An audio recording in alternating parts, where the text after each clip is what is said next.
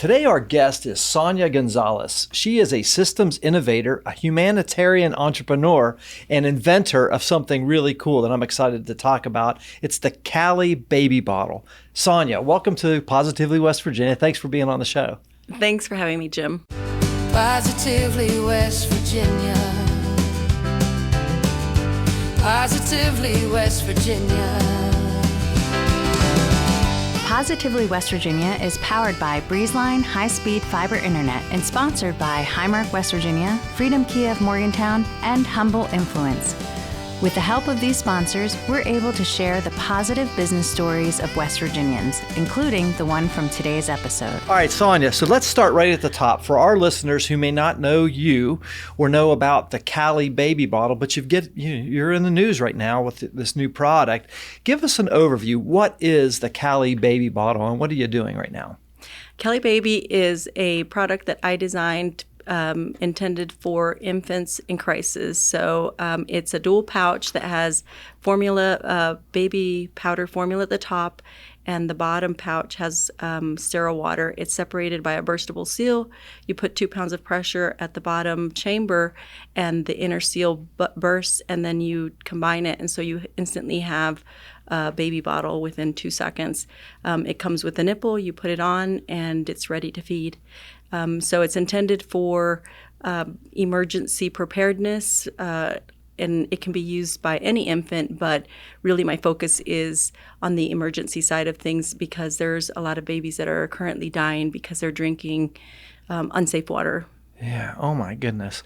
All right, so how did this whole idea get started? Take us back to that moment where you had the idea to bring a product like this to market. Well, I invent things all the time, and it was actually a friend that kind of pushed me in this direction.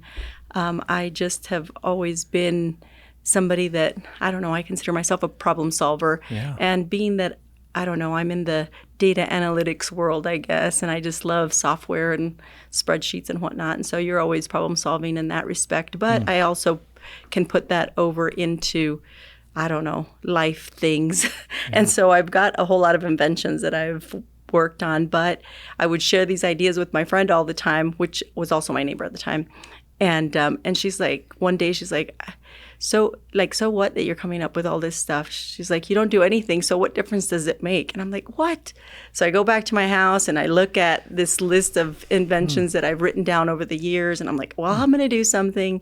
And so technically I'd started with the infant, the nipple, doing like a transition from breast to bottle. Yeah. But then later on I was traveling because I travel a lot because I love to travel for fun.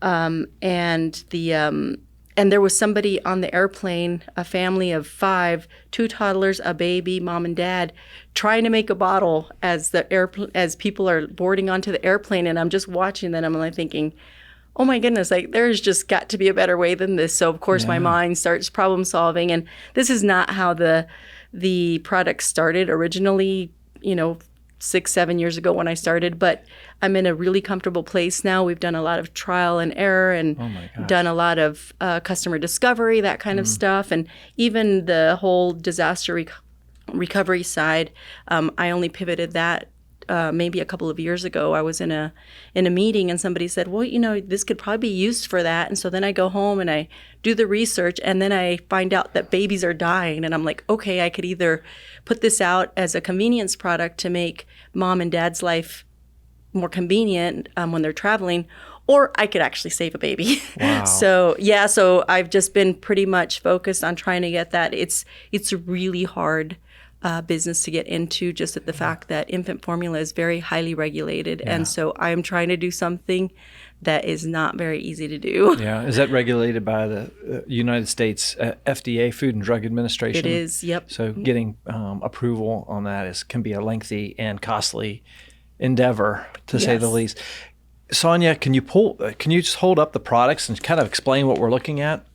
Well, this is kind of the more market ready. This here is a sample of it, so you can kind of see what it looks like on the inside. That's the water in the bottom part? Yeah, the water's here, and then the powder's there, and then you just put 2 pounds of pressure. It bursts, and within 2 seconds you have... That is incredible. You open it, it has a duct valve, and so it can't get contaminated. and then and then it comes with a nipple, and you just put it on. Oh my and goodness. you've got a bottle, and so within That's genius. Yeah, within a few seconds, you can be feeding your baby. And during disaster recovery, there's a lot of breakdowns right now on the way that it happens, and there's a huge gap and a real big need for this. Just because right now, if you want to try to feed your baby, FEMA sends out a couple of emergency kits. One has the baby formula that comes in the tub, and then they send a second one with the bottle and the nipple. But then they have to find this baby. So you can imagine yourself in a tornado or a hurricane. You're out in the middle of nowhere, and so these products have to find your baby, and then they get you those, and then you still have to find clean water, and then you have to find a way to be able to wash that bottle so you could reuse it, because you can't just rinse it. Right. So you have to have some kind of, dish soap or something to be able to clean it. Of course, it's recommended that you boil the bottle, but I mean, you're in an emergency situation, and these things don't come easy. And so there's a lot of instances in which babies even get sick because parents will do whatever they need to, and they'll get the infant formula or whatever, but they'll give them water that's not clean. And so then the babies end up getting sick. But with this, you fix it. This is disposable and recyclable. You just throw it away, and then you just have the nipple. And the kit comes with some wet naps, and so then you just clean it for the next use. So really, all you have to really care about is the nipple. That's amazing. Yep. So the kit comes with 8 pouches, so enough to feed one baby for one day. I love the packaging. Can you hold the packaging up as well to the camera there, just the way you did? That's really beautiful. Yeah. Callie baby bottle, Callie baby infant bottle. feeding pouch, safe and ready. I love it. All right, so this is incredible. Thank you for sharing that part of your journey so far. I want to go back now that we know what you do, and just talk a little bit about how you got here. So tell us about where you're from originally. Well, I was born and raised in New Mexico, but when I was about 19, 20, I left, started college, and I've kind of just moved around. I got married, and my husband was in the military, so we kind of moved around a lot. But then I ended up doing oil and gas jobs, and so then they took me all over the place. So I've lived in about maybe 9 different states here in the U.S., and I've lived in Germany for a little while. And so then the last job, I was in San Francisco before I came here, working for Chevron on a hydrogen plant, and then I went from there and I came here to work on the Mountain Valley Pipeline project. And so that's what ended up bringing me here, even though COVID ended up, allowing us to be able to work remote. But I bought a house and I'm happy here. So I just decided that I just make this home. Yeah. So where are you based out of now? Harrison County? Yep. Yes, I'm in Bridgeport. Okay, great. Awesome. Well, we're so glad that you're here in West Virginia, for sure, bringing this innovation and this brilliant mindset. You have a PhD in Business administration. Where did you get that degree from? At North Central University. Okay, yep. amazing. So I've got a few degrees. I've been a long, a long life student, I guess. Lifelong learning. That's one of my core values, for sure. Yeah. I've been to a lot of different colleges, and I have several different degrees. There's so much to learn, and just being on the information, because my specialization is management information systems, but throughout my life, I've just really been a huge technology fan, or I just always hungry to learn whatever is there. So Absolutely. I've just spent a lot of time educating myself. I love it. This is Positively West Virginia. We'll be right back. Your prescriptions are designed to keep you healthy, active, full of life. At Highmark Blue Cross Blue Shield, we're making vital medicine more affordable. Because when your prescriptions don't cost an arm and a leg, you can use those limbs for something more meaningful. Because life. Highmark Blue Cross Blue Shield, West Virginia. Stay connected with an unbeatable deal from Breezeline. Voted best in Mountaineer Country for their reliable, high-speed fiber internet for a low cost, Breezeline is the best gig in town. You know, here at InnerAction Media, we rely on high-speed internet every single day to ensure we can deliver the best content possible for our clients and when we publish Positively West Virginia each week. That's why we use Breezeline. It's affordable, fast, and they're great people as well. Learn more about Breezeline's internet, TV, and mobile options at breezeline.com. Folks, we're visiting with Sonia Gonzales. She is a systems innovator, a humanitarian entrepreneur, and an inventor of what's called the Callie baby bottle. She just did a quick demonstration, and I am just blown away by your innovation, Sonia, and the problem you're solving for, especially keeping these babies alive, especially in emergency situations, disasters, and so forth. You mentioned education, your PhD in business administration, Sonia, and I love it, and I'm just so grateful to have a conversation with you to learn more about you. And so I want to talk a little bit about technology, because you were talking about that right before the break. Artificial intelligence, it seems to be in the headlines every day. It seems to be something that most business and entrepreneurs are grappling with these days. What's your take on AI? Oh my goodness. It's just another tool. And I mean, there's pros and cons, and it is evolving so quickly that even the creators are having issues on like where it's going to go, generative AI as opposed to just AI. But for me, I mean, I've totally embraced it. I've tried to use it in any opportunity that I have. If you don't mind, maybe give us an example of how you're using AI today in your company, as an entrepreneur.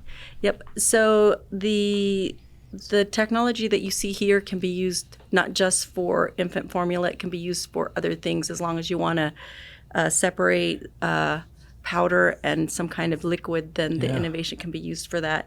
So I started a second product here, AlexRx, and this is on the fitness side. So I've had everything that I learned with Callie Baby. I've been able to convert this over really quickly on the fitness side.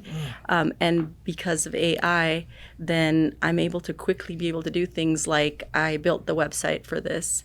And it probably took me like 30 minutes, and it's pretty impressive. I used to do website development years ago as a side gig kind of thing, probably like 20 years ago. So I knew how to do the coding, and I'd do the HTML coding, and I'd write all the forms and do it. It was painful, and it took hours. It took a lot, and you just had to know. You had to know how to write code, and you had to upload things into your FTP, and there was just a lot involved. Sure. Now, all I had to do was tell AI, this is what I'm needing, write a really good description of what I'm wanting, and within 5 minutes, I had a total website built that could do all the things. I had to do some stuff on the back end to try to connect it to Shopify and all of that, but it's tell us a little bit about amazing. This product too. So like I said, the technology can be used in a lot of different ways, and so I'm trying to take advantage of the different facets that I can do. I was part of a program called Vantage Ventures. Of course, and so I got selected to be part of that program, and part of it is to do like hypothesis testing and do and because of it, then we had to be doing a lot of tests on how the product works and how people react to it, that kind of stuff. But I really couldn't use Callie Baby because of the fact that it's so regulated that I couldn't just go and like, here, have your baby test that and then get some feedback. So because of it, then I decided to go ahead and pivot into the fitness space because it's not as regulated. I have to meet some FDA compliances, but nothing like Callie Baby. So I went ahead and started working on that in September, I guess, late September, early October. I've got this whole company built now. I'll be launching the product in a month. What is it, protein or electrolytes? Or so we'll be launching 2 different products. One will be the pre-workout, and then the second one will be a hydration energy drink. Amazing. Yeah. So right now we just started the whole social media thing, and so AI, I'm able to get I've done some amazing things with AI because of it. We've done videos. My brother is helping do some of the work because he loves to do all the stuff. So he's my son's name is Alex, and so he's kind of helping me with this part of the business.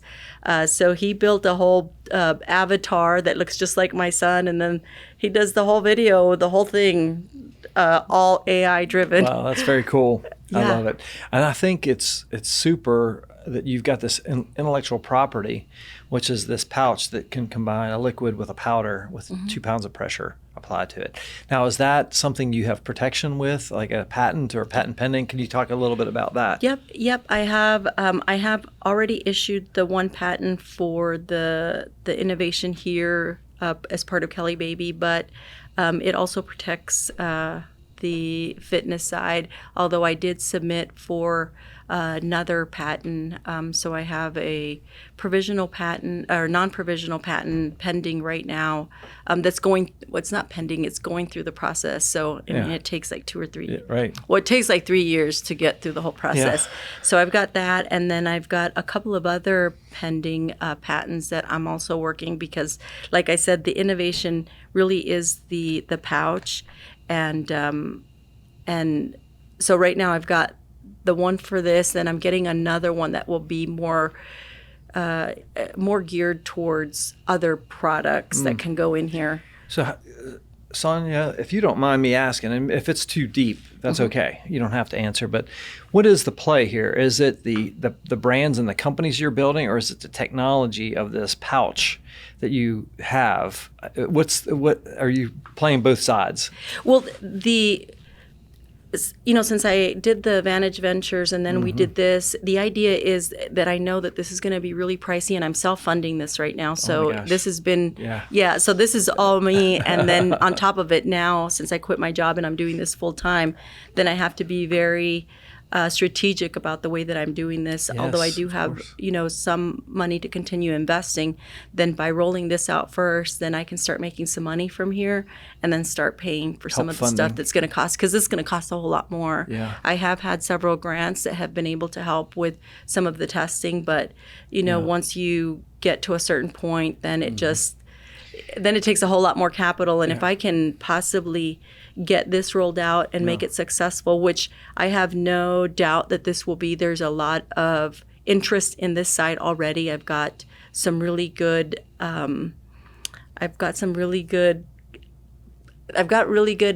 connections right now that they're ready to support this product. That's amazing. Yeah. Yep. I could see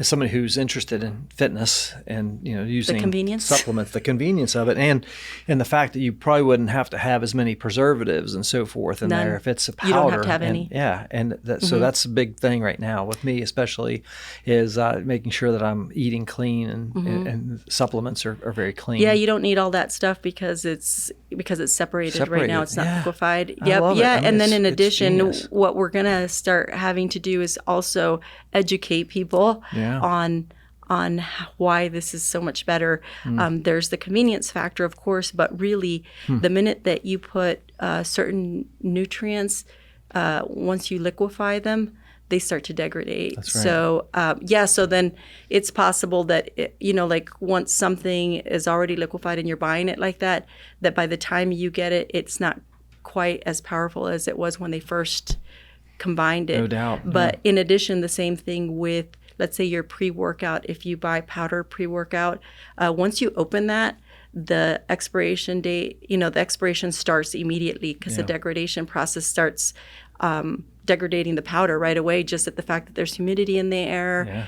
If you're keeping if you're keeping it in certain temperatures, just light exposure, all of it. So the very first scoop that you take of your pre-workout is going to be the most powerful as opposed to the last one that you take. That's amazing. So this way it's always perfectly ratioed. So you're always going to get the exact same formula every time. Right now, if you make your own, it's possible that you're, doing 8 ounces of water or 9 ounces of water, or you're putting a little bit more. ingredient or less ingredient, and so was it a varies. heaping scoop or a level scoop? Exactly. Yep. Did you pack it, or did you skip it, or did you do a little extra? Because I think people tend to do a little extra. Is what in my experience is. It's like, I think I'm just going to get just a tiny bit more. And then, of course, the combination of how much water that you're going to use as well, right? And Absolutely. So, and so then you're going to get a different experience every time, because you're not, your ratio is not perfect every time. Yeah, absolutely. This is Positively West Virginia. We'll be right back. In a world obsessed with leadership, what if the real key to success is followership? We hear it all the time. Be a leader, take charge. But what if the most impactful people aren't the ones leading from the front? In Humble Influence, I explore how humility, collaboration, and shared purpose empower followers to create meaningful change in business, organizations, and relationships. Discover the strength of true followership with Humble Influence. Folks, we're back. We're visiting today with Sonia Gonzales. She is an entrepreneur, a true entrepreneur and an innovator and an inventor. Her product is the Callie baby bottle, but we're also talking about some other uses for this technology. Sonia, I want to get back into in the conversation, and this has been just fascinating. You're opening my eyes to the idea of not just having an invention, but taking that technology that you're creating, the product, and leveraging it for other uses, and doing it in a way where you're looking at the financials. You're saying, hey, I can't necessarily continue to fund this as a startup indefinitely. I have to create some revenue. And so you've taken this step with this new nutrition side. And I think that's fascinating. And there's a very big lesson for folks to learn there. What do you think in terms of doing business as a West Virginian, and have you felt that that's been an advantage for you as you've been on this entrepreneurial journey the past several years and bringing these products to market? Has it been a hindrance? How is it helping? Tell us your thoughts on doing business here in West Virginia. Well, I guess it's hard when you don't have something else to measure to, right? And so Good point. So I'm not measuring it to like, oh, this is the experience I had in California or New Mexico or whatnot. Even though while I was in California, you got to see a lot of innovation there, and so then I got to see some stuff, and then most of the rest that I know is just based on my education. But what I've experienced so far, it's just been super welcoming. West Virginia really wants to try to do the best they can to try to bring people here, companies here, innovation here. And so there's just a lot of really good opportunity in places that you can go, people that are trying to support. I think it's all just really new the way that it's all happening. So I think they're just trying really hard to try to put as many programs as they can. And so just kind of like the tank, I mean, that was an opportunity that the chamber wants to put out there to try to gather as many entrepreneurs as they can to be able to, showcase what they're doing here. Of course, and so then you get to see. So I get to be around a lot of circles of people that are trying to do similar things, and there's a lot of amazing stories around here. And I mean, if things continue like this, I can't imagine that it can't be a place. I mean, West Virginia is an affordable place to be, and there's an opportunity here. Yeah. I thank you for sharing that. And of course, you were talking about the Harrison County Chamber of Commerce, which we're big supporters of as well, and the Tank event. That's how we became acquainted. You won that event just at the end of 2025 and walked away with a $10,000 prize to help fund your startup business, which I think is really cool. Tell us about that experience in being. For those who aren't familiar, the Tank, I actually was a speaker there a couple years ago. I think it was the very first one they did. And it is an amazing production. It resembles Shark Tank, if you will, with a panel of local business judges, and they select the winner to win this money.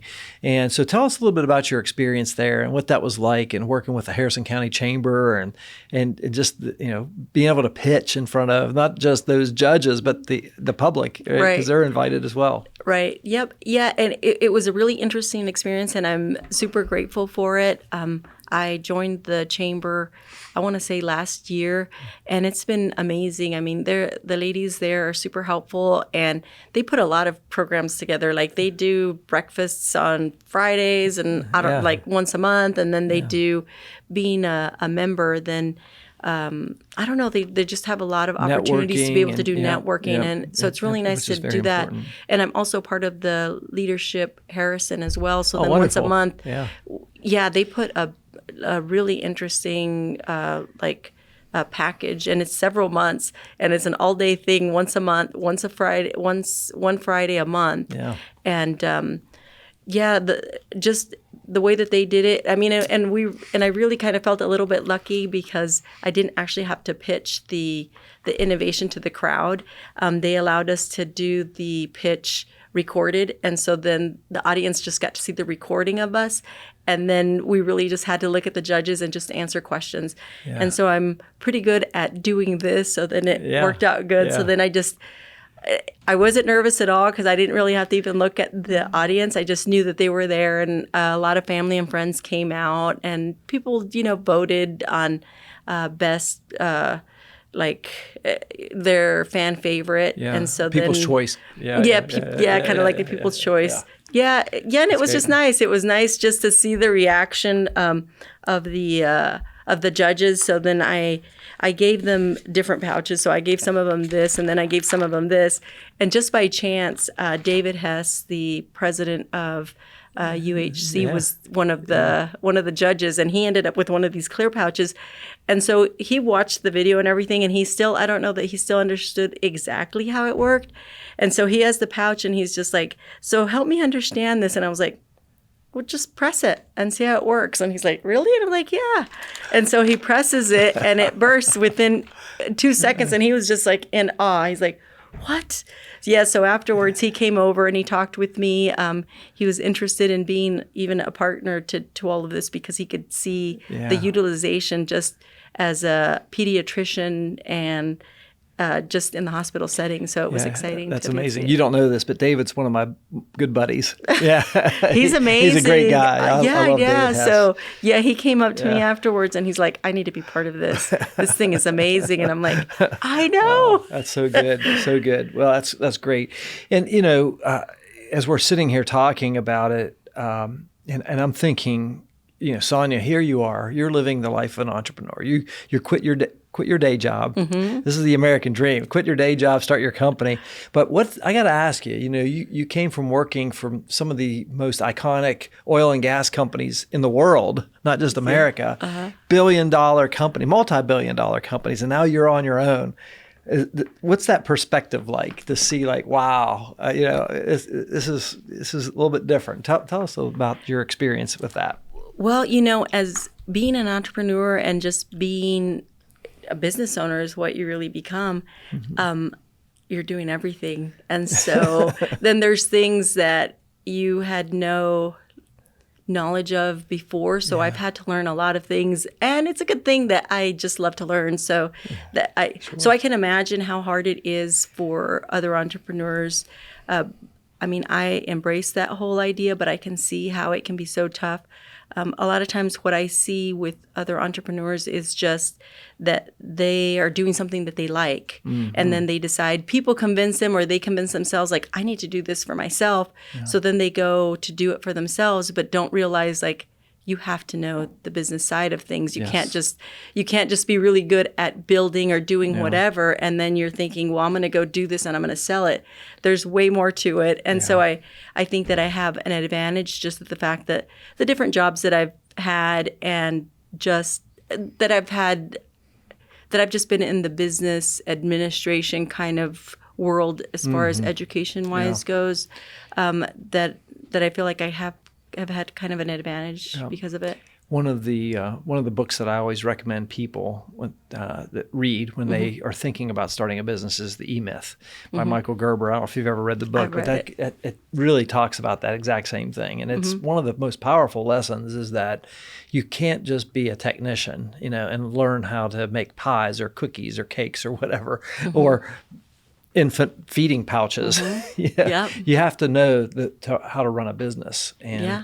to get funding and have startup. And how are you going to pay for your employees and the insurance and the just all the stuff? And it is very challenging. You know, I say this quite a bit, and it's very true. It's very easy to start a business. For a few dollars on a website with the West Virginia Secretary of State's office, you can get your business up and running in a couple of hours. Right. Okay. But to grow a company and scale it over years and maybe even decades, that's extremely hard.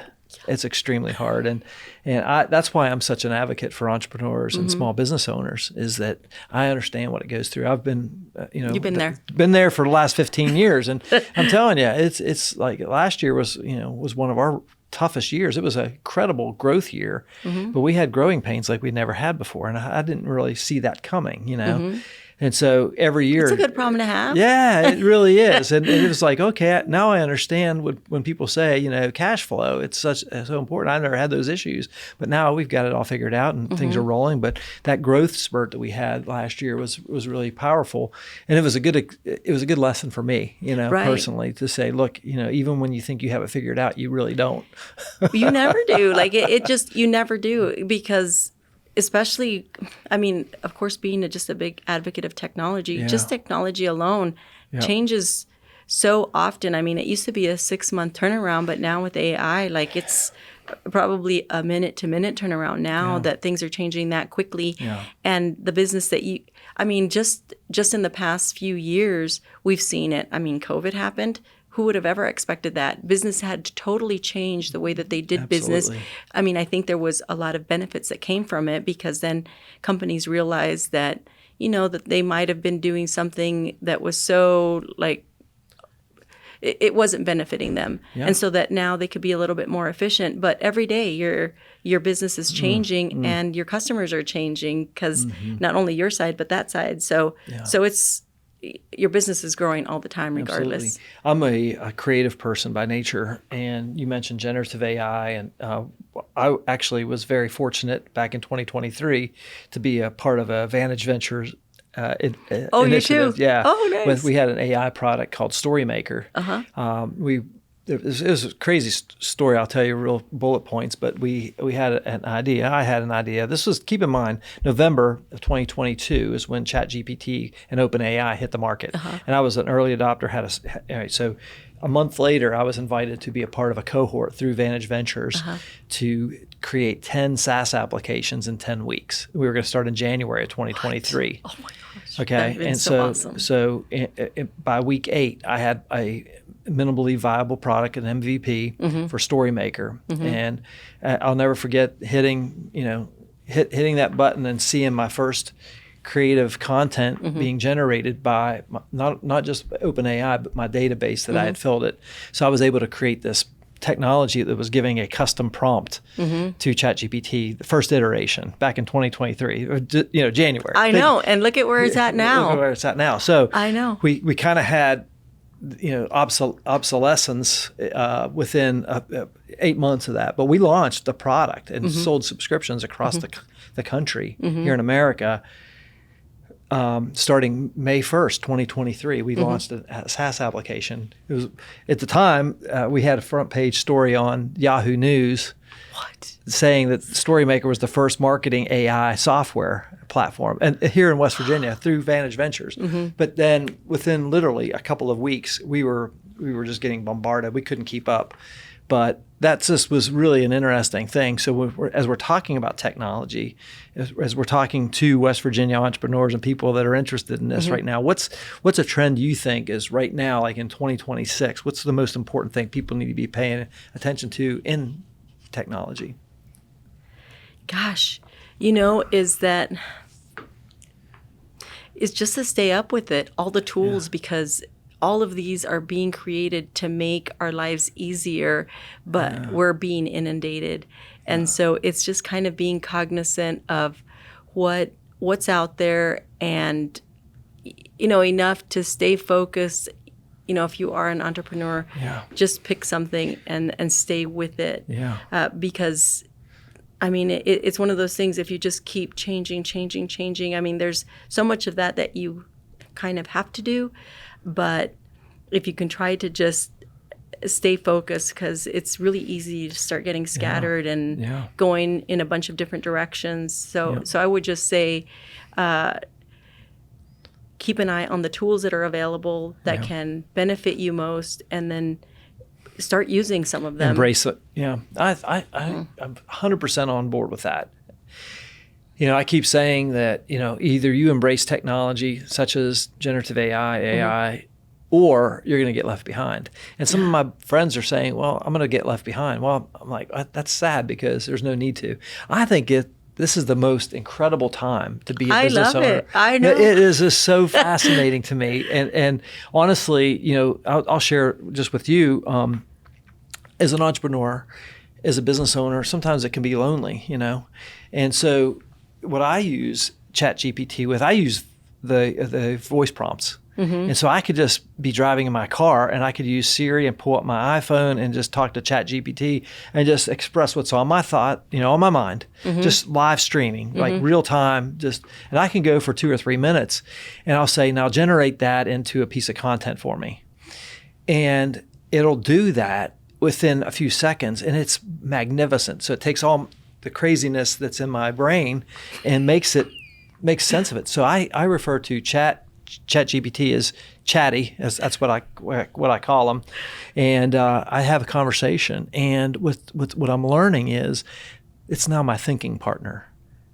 I don't have somebody necessarily to bounce ideas off of. That I have lots of all the questions that you have, instead of having to because for me, I've used it just to learn, because with these products, like I said earlier, that you have to wear all these hats. Yeah. I'm wearing hats that I never even imagined to have to be wearing. Like number one, saving babies' lives. Like never in a million years would you have convinced me that this is what I would be doing for a living, is that I would have the opportunity to save babies' lives. Like, so cool. God obviously had a different plan than Absolutely. I have. Amen. But, I've had to learn about how plastics works. I've had to learn about how, particulates in the air. I've had to learn about how, ISO 5 environments work, and just FDA regulations and things that I would have never imagined in my life. I was fine doing spreadsheets and doing data analytics because I love it. But I just wake up, over the last couple months, I've just kind of been waking up thinking, I love being an entrepreneur, and I'm so lucky. I just feel super You're lucky. Shining, this is awesome. I love it. All right, so let's talk a little bit about leadership. I'm a student of leadership. You're a business leader. You've been in leadership roles for your career. What do you think is the most important trait of a successful business leader today? Man, I think it's so important to just have a really good relationship and understanding of your people, and the people that it's really a team effort, things that are happening within your organization, or it doesn't even matter whether it's your family or your community or whatever. Love that. It's all of us doing something together. And so I just think it's important that people communicate, and that we try to just learn from each other and understand and deal with things with grace. I think that is I think that's just really important. Well, I think that's very important what you just said in terms of leadership, but I think in terms of business, it's essential today, because the differentiator with technology like AI and generative and so forth is going to be the humanistic element of it. Yeah. I know people are scared that, robots are going to take over. I don't see it happening in our lifetime, but I also didn't think I was going to be saving babies' lives. But so what do I know? But I just feel like, that they'll never, I don't feel that they'll take over in my lifetime. Yeah. Sonia, as an entrepreneur here in West Virginia, that's our audience, is people that are interested in small business, great things that are happening in West Virginia, positive things in West Virginia. What's one piece of advice you'd give to somebody listening to this, thinking about, I've got this idea, I've got these list of inventions that I've come up with, but I've never had an opportunity to do something with it. What would you say to them? It's just do it. You know? Yeah, I know that's Nike's logo, but motto. But they, you know, it's taken me a little while to get this done because I'm like a perfectionist, and so it's really kind of held me back a little bit. I'm really grateful that I had to do the Vantage Ventures because they pretty much pushed me into this. Yeah. Kind of like I got pushed into this, really.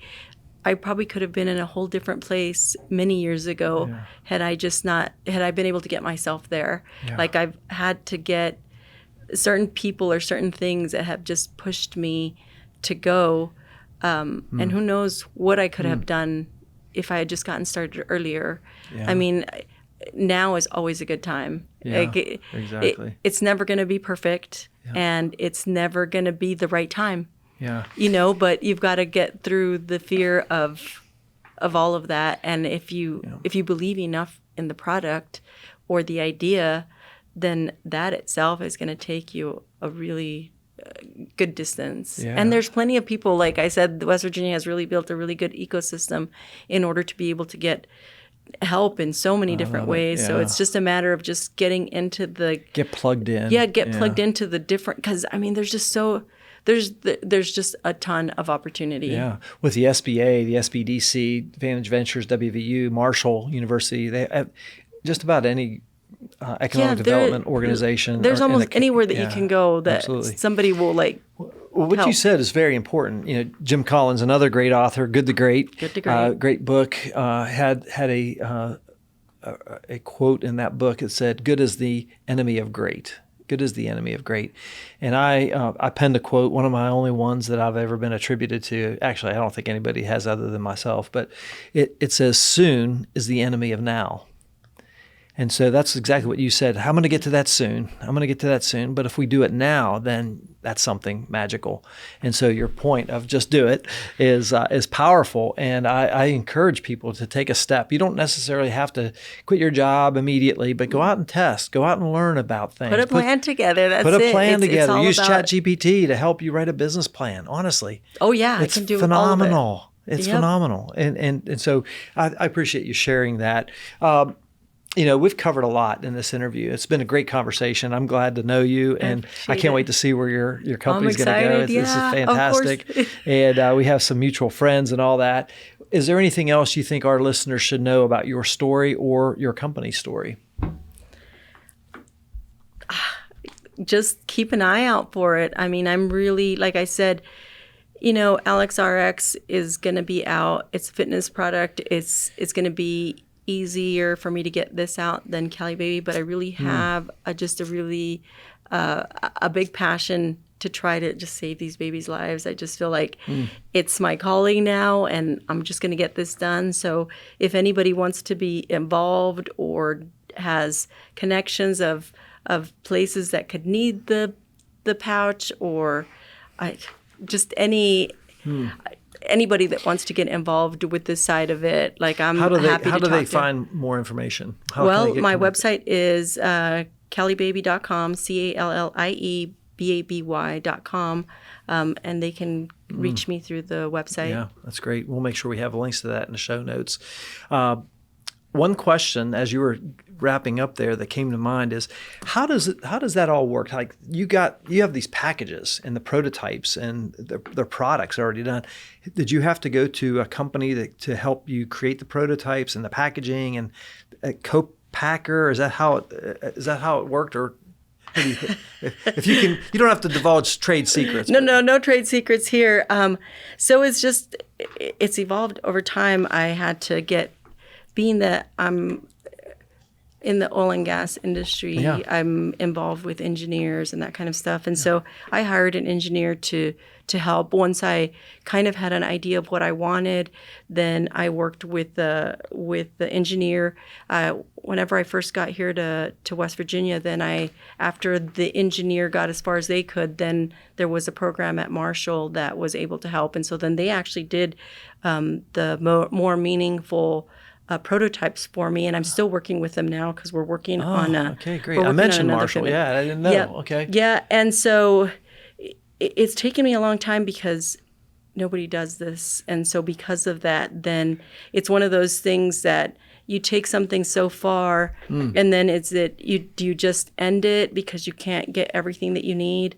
But I don't have that mentality, unfortunately. So it's like, okay, well, if you can't do it, then I'm going to figure out how to do it. So come next month, I will actually have the manufacturing facility.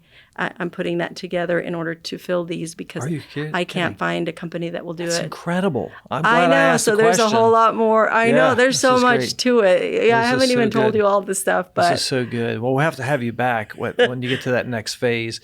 Sonia Gonzales, entrepreneur, inventor, Callie baby bottle, Alex RX. I mean, there's so many great things you're working on right now. It's been a real honor to have you on the show today. I appreciate it. Thank you for having me because I love talking about it. it. I could tell. And I love talking to you about it. I love entrepreneurs and just really help sharing your story and getting it out there for the world. So I just want to encourage you to keep up the amazing work. You're heading someplace big. I keep telling myself every morning, like, you're going to do it. It's there. So thank you. I appreciate you.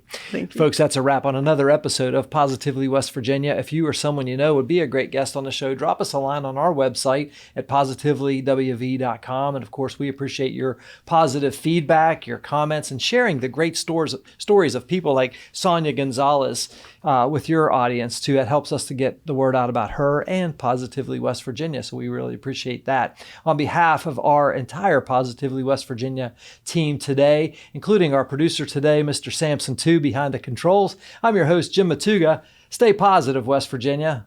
We'd like to thank our partners, Highmark West Virginia, Freedom Kia of Morgantown, InnerAction Media, Humble Influence, and our studio sponsor, Breezeline, for helping to share these positive stories. If you'd like to become a sponsor of the Positively West Virginia podcast, visit positivelywv.com/sponsor.